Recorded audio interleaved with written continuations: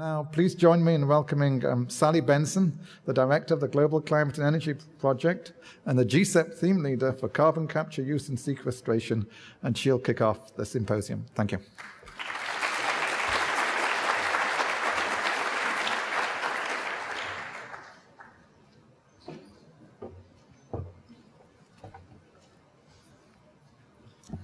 Okay, well, good morning. It's really wonderful to see all of you here. I'm really excited about the next 2 days. We have an absolutely fantastic program on schedule. So anyway, with that, I'll begin. And so I'd like to start, for those particularly who are not familiar with GCEP, say a little bit about its origins and motivation. And going back to 2002, it was really a grand vision for industry-academia partnership, where we could bring together the world's leading research universities, together with leading companies working in the energy space, to provide students with the opportunity to do the most exciting seminal work in their early careers, focused on a whole set of new technologies that would fundamentally create a whole new set of options for the energy system, eventually leading to a clean, sustainable energy system that deals with the many stresses that our current energy system is under. The companies that have joined us on this journey are ExxonMobil, GE, Schlumberger, and Toyota, and DuPont. And Toyota was also an early part of our team. So we're very, very appreciative of the sponsorship of the Global Climate and Energy Project, a really enduring partnership. And I will say I spent last week visiting all of the sponsors and meeting with the folks in their R&D organizations. And I'll say it was really, really exciting to see the great work that's taking place. I have the luxury of visiting, every couple of years, and I can say that I saw absolutely tremendous progress. Many of the projects that were just starting the first time I visited, they'd actually come to fruition with some really fantastic results, really across the board, from new solar cells to new storage systems to new carbon capture systems. So really very, very encouraging about the tremendous amount of effort focused on the future of energy. So as a backdrop for our discussion today, I always like to think about the global energy situation, recognizing that even though today we're sitting here in a beautiful room with probably way more energy than we need with all the lighting and so forth, but there are still many, many people around the world who lack access to modern forms of energy. And particularly if we look to modern cooking fuels, about 2.5 billion people today still are using wood or dung or coal burned indoors for both cooking and heating. And the health consequences of this are tremendous in terms of impact on respiratory disease, as well as eyesight and so forth. And so there's a tremendous need to find cleaner alternatives that will improve the people's quality of life. Also looking to electricity, about 1.5 billion people lack access to electricity, but I think that this number really underestimates the actual access, because many places there are wires and even large transmission lines running through the countryside, but if you look at the real access in terms of availability and reliability, it's far less than would speak to the amount of wires that are available in connecting people's homes. There are also issues of cost and so forth. So again, tremendous need to increase the access and availability and affordability of energy to billions of people. So if we look to the future and we imagine a world where people have been raised from poverty and have the kind of energy access that they need, we can anticipate a significant growth in the need for energy around the world. And this is just a very simple way of looking at this, but if you look at if everybody in the world lived with the carbon intensity of the Italians, that we would need 2 times the global energy supply that we've got today. And to put that in perspective, in the United States, the typical citizen uses about 3 times more energy than the typical Italian. So even this aspirational target that everyone lives with the energy intensity of an Italian would still represent a significant reduction in the amount of energy that we use in places like the United States. So we need a tremendous amount more energy. And the real question is how can we provide for these needs without damaging the planetary support systems we rely on for clean air, stable climate, healthy ecosystems, and clean water? And that is really the grand vision and challenge that the Global Climate and Energy Project has been focused on all these years with our industry partners. So in terms of specific goals for the project, there are 4 listed here. The first is to develop new scientific concepts for clean energy generation.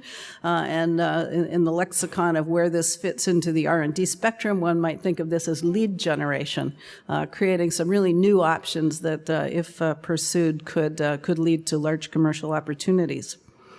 The second area is for those leads that are promising, we will go one step farther and actually develop prototypes that provide us to have a proof of concept that you could create an energy conversion device based on those ideas. And crucial to the way that GCEP operates is the opportunity to educate students, graduate students, in a very important time in their career, providing them with the opportunity to pursue these interests. And I can say that the students around the campus, there's no issue more relevant and exciting and important to be working on than the future of energy. And as a consequence, we're building the capacity for a whole new generation of energy researchers to join our economy. And finally, our long-term goal is to enable safe, affordable, secure, and clean energy for everyone, and in the process of doing that, improve quality of life and make the world a better place. So with that background, brings us to the 9th annual symposium, and I will say I've been very lucky to be here for many of those, beginning in 2007. And Professor Lynn Orr is somewhere. Lynn, there he is, the founding director of the Global Climate and Energy Project. It wouldn't happen but for his leadership. And also Chris Edwards, maybe he's teaching, but anyway, Chris Edwards was the original deputy director for the program. So in terms of what we're here to do today, it's the next 2 days, is that we design the meeting with sort of like bookends. So we start the meeting with some plenary talks that give us context about important trends in global energy, inform ourselves. We then also have panel discussions on certain issues to sort of further probe those and provide more opportunity for the audience to interact with those. So that's the plenary part. And then we have very detailed but exciting, articulate technical talks by our faculty, principal investigators, really delving into the work that GCEP does. And at the same time, we offer basically what we call Energy 101. They're tutorials. So say that there's an area that you don't know about and you want to learn more about, you can do that. And then finally, we have 2 days together. We have many students who are going to be participating. We have poster sessions. So we really encourage you to use this as an opportunity to interact with this community of people that come together often on a yearly basis to talk about these issues. Okay, so now I'd like to just give you some of the highlights of this last year. It's been a really fantastic year, and I can't cover everything, but there are some that I think you'd be interested in. First, I'll say a little bit about a workshop that we had with the Reliance Foundation and Reliance Industries in May of this year. where we went to learn more about the Indian energy context. I'll then talk about a workshop that we had about negative emissions combined with energy supply technologies. And then I'll just highlight some of our new research awards to let you know of what you can anticipate seeing over the coming years in terms of new innovations. So to start with our trip to India, it was a fantastic collaboration between Reliance Industries, Reliance Foundation, and the GCEP team. And our goal was to understand more about this 2.5 billion people who lack access to modern cooking fuels, and then 1.5 billion people who lack access to electricity, to understand more deeply what we could do, we as a high technology organization, that would have relevance and would actually make a difference in the Indian context. So we spent several days visiting villages that the Reliance Foundation has been working with. It was really, really fascinating to get to talk with communities about their energy needs. And then in Mumbai, we had a workshop with industry energy leaders, as well as many NGOs who are active in this space. And we have a whole panel discussion on this, so you're going to learn more. But just sort of the Cliff Notes version, that clearly there's an urgent need for innovation, particularly in the areas of distributed electricity generation and energy storage. India is a very heterogeneous country. It has, cities. It's got Mumbai, New Delhi, some of the world's mega cities, and they have all the same kind of traditional energy needs that one would anticipate in any well-developed area. So central generation and so forth. But there are many villages that are without some kind of other option in terms of distributed generation, probably won't get the kind of access they need for a long time. So very important. And also clean cooking fuels. We have to find a better way to improve the quality of life, the health of the people who are cooking, by providing clean cooking fuels, liquids and gases, as an alternative to burning solids. In terms of critical success factors, this was really driven home for us. Extreme affordability, technologies that could provide accessibility to everyone, simple operation and maintenance, and in some cases, a direct provision of an energy service. We heard so much about the need for water, and thinking about a way of providing water more conveniently with less human labor needed to access those services. Again, you'll hear a lot more about that. I'm very excited about it. Moving on to the next topic, this is the area of negative emissions. You might be wondering, well, what on earth are negative emissions? Well, we're referring to negative carbon dioxide emissions. So what we're looking for are technologies that you could produce energy, through power generation or transportation energy services, and at the same time somehow extract carbon dioxide from the atmosphere and sequester it. And it can be sequestered in soils as you're growing plants, biofuel crops, for example. If you grow the plants in a particular way, you can encourage root development that can sequester carbon and actually improve soil quality. And similarly, if you're using biomass for power production, you could capture the carbon dioxide and sequester it deep underground where it's isolated from the atmosphere. So that's the idea. The reason this is important is if you look at many integrated assessment models, they're now suggesting that in the future, by the mid to the end of the century, it's going to be important to have some fraction of our energy supply technology that could actually help us extract carbon dioxide from the atmosphere.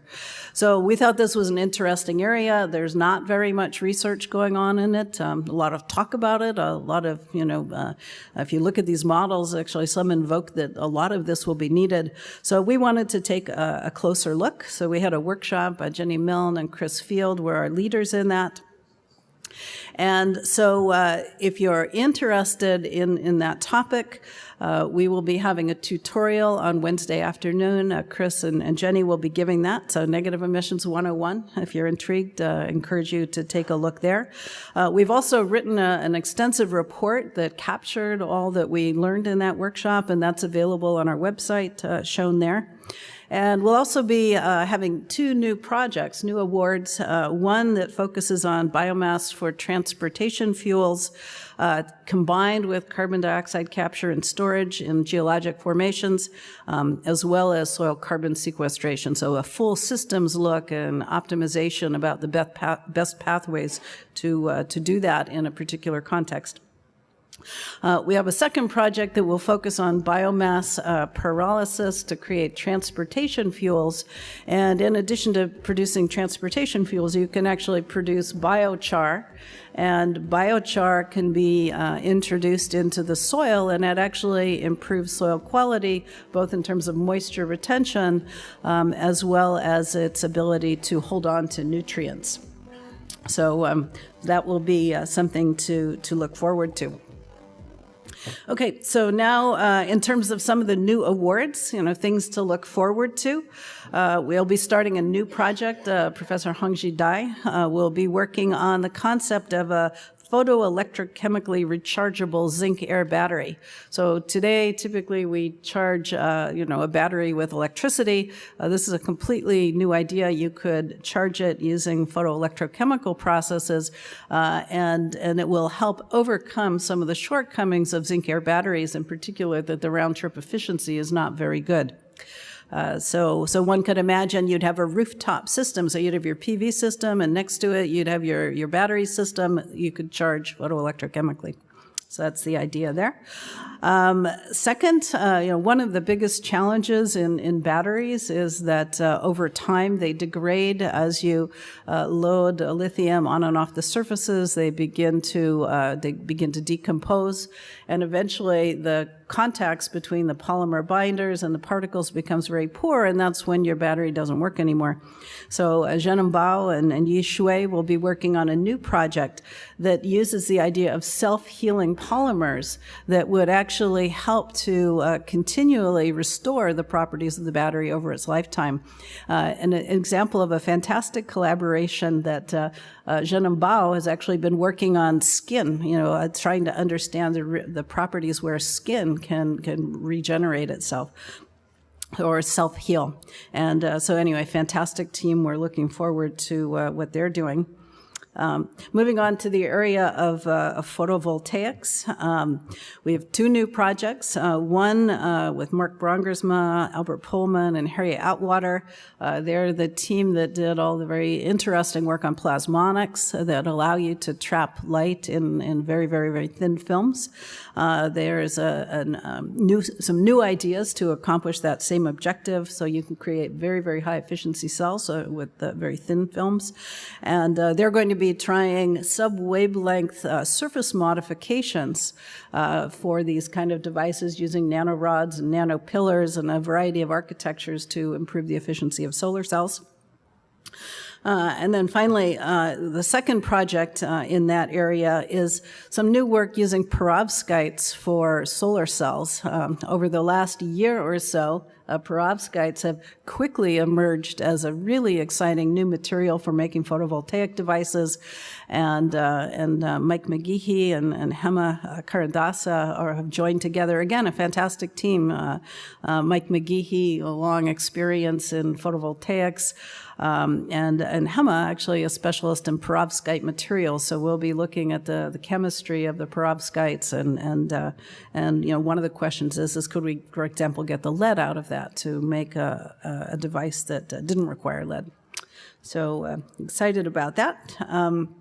And then the final area, we have two new awards in this, and this is the idea of renewable fuel production, so that instead of having to get all of our fuels from fossil fuels, that we could actually produce fuels from sunlight and water and carbon dioxide, and provide in addition to fuel supply. So we have two projects, one with Tom Jaramillo, Jens Norskopf, and Anders Nilsson.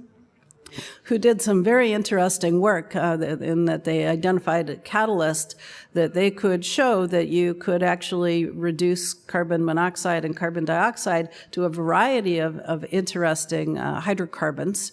And the objective of this work is to continue those studies and try to identify even more optimal catalysts for those that are more selective and more efficient at those conversions.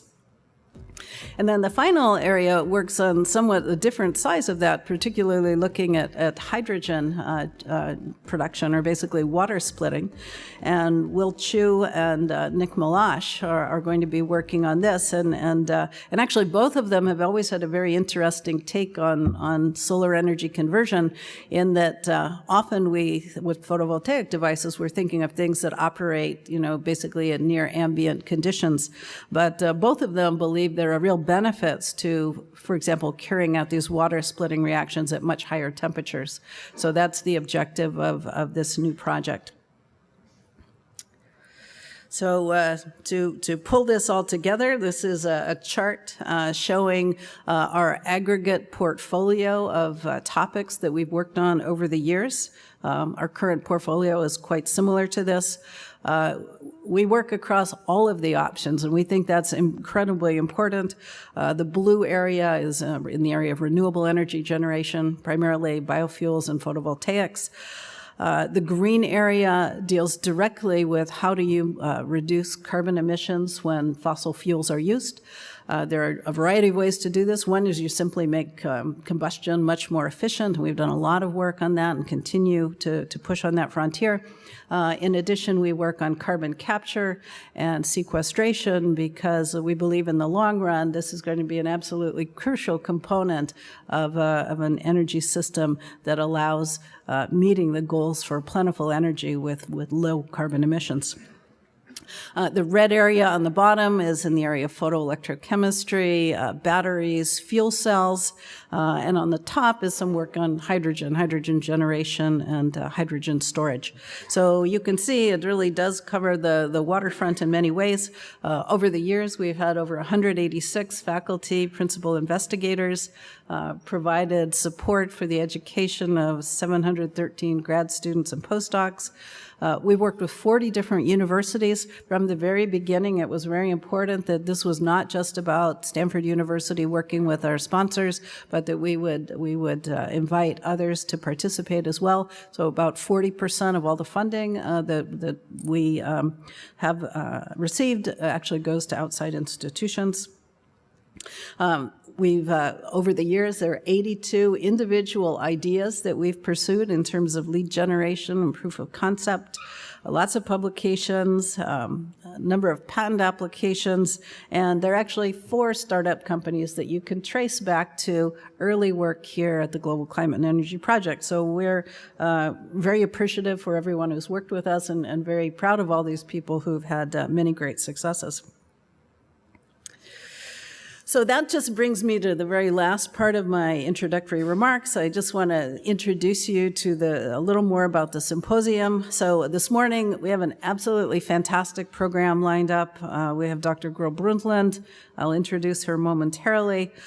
She's going to talk about climate change and our common future. And I will say that I met her about 9 months ago, and I was incredibly inspired and informed by a presentation she made. So after that, I thought we have to get her here. So I'm very appreciative that she's here with us today. The next set of themes have to do with innovation and how we introduce new technologies into the marketplace. So really excited that Dick Swanson, the founder and former president of SunPower, is going to be here to share his experience. And then we'll hear about something that has really emerged in just the last little short while. We'll hear about the Tesla story with J.B. Straubel, and Ira Ehrenpreis will be moderating sort of a fireside chat. So very interesting. Tomorrow afternoon, we'll have a plenary session on what we've learned about India. We've got 2 fantastic speakers. We've got Parikh, who will talk about the big context of energy needs and clean energy in China. The second part of this session will focus really on village energy supply, increasing energy access, and we've got Jagannatha Kumar, who's head of the Reliance Foundation, and I will say that I think if you are here tomorrow afternoon, you'll be really inspired by how exciting the work they have done there on sustainable agriculture and how energy access could further advance the situation. And then we have faculty members from Stanford who also participated. So just a little more this afternoon and tomorrow morning, we have the really technical meat of our program. We'll have a session on carbon-based energy systems, solar energy, bioenergy, and advanced energy transformation and storage. So if you want to hear the latest and greatest about what we're doing in GCEP, this is the place to be. So I'd encourage you to participate in that. If, on the other hand, some of those sound like they might be a little too detailed and you're really looking to sort of immerse yourself in one topic for, about an hour and a half, we have fantastic tutorials. These are a very popular part of our program. So we're really happy to have Mark O'Malley here, who from the University that's not right. Anyway, from Dublin. And anyway, I think you'll really enjoy his talk about energy systems integration. We'll hear from Sven Biker about personal mobility. Bert Richter will be talking about nuclear power.